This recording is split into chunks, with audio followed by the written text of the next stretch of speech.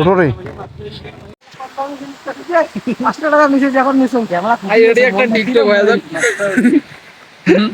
TikTok বলে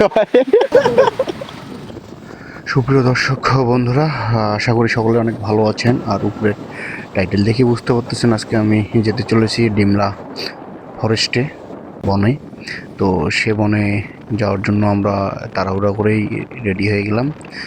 যেহেতু আমরা বন দেখতে যাচ্ছি, তাহলে আমরা প্রকৃতিকে অনেক ভালোবাসি, তাই প্রকৃতির সৌন্দর্য দেখতে দেখতে আমরা চলে যাচ্ছি ডিমলার দিকে। তো ডিমলা যেতে পাবো আমরা একটি বুড়ি তিস্তা। সেখানে নদীর যে সৌন্দর্যটা অনেক সুন্দর, সেখানে আমরা একটু দাঁড় করাইলাম গাড়িগুলো, আর সেখানে দাঁড় করাই অনেক ফটোশ্যুট করলাম।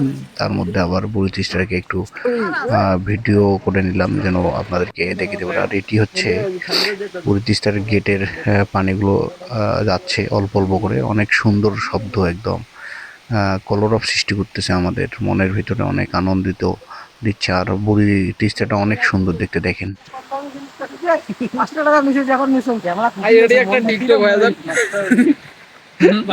টিকটক বলে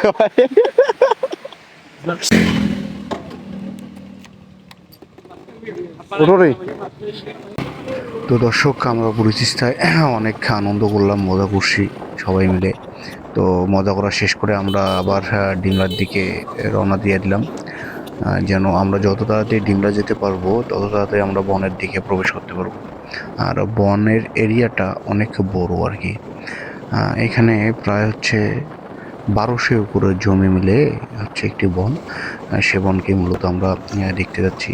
আর এই ছেলেটা এত জোরে বাইক চালাচ্ছে, সে কি আর বলবো, আর এইভাবে বাইক চালা ঠিক না, তারপরও সে চালিয়ে যাচ্ছে। ওকে বললাম যে একটু ধীরে চালা, কাটাকাটি করিস না, কিন্তু ওই কী করলো, আমাকে সে কাটিয়ে যাবে, পার করে যাবে, সে রেস করবে। তো দেখি তাকে একটু পিছনে ফেলাই দেই, যা চলে যা, পিছনে ভাগ।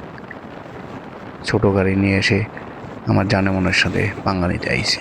তো যাই হোক বন্ধুরা, আমরা রাস্তার দুদিকে অনেক বাজারঘাট, আর রাস্তাগুলো দেখতে অনেক সুন্দর।